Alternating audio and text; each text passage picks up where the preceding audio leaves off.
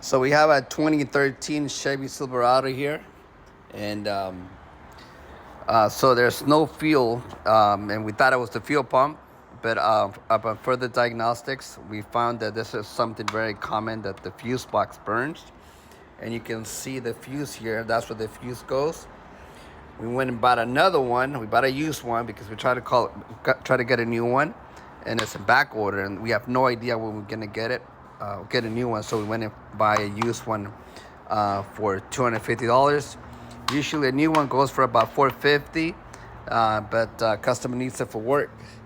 So, but luckily we find one, so that should be good enough to get it back on the road.